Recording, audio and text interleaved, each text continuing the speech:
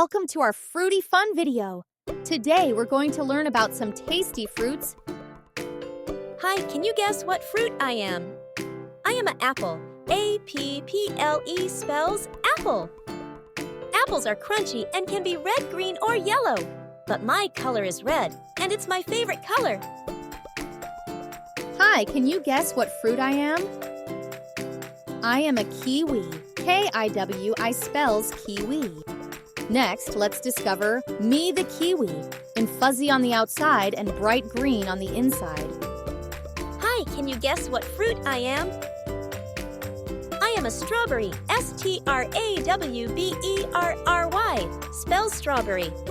Now, here come the strawberry. Strawberries are red, sweet, and have tiny seeds on the outside. Sounds so yummy, right?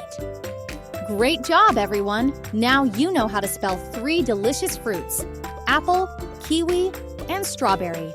Tell us in the comments what your favorite fruit is.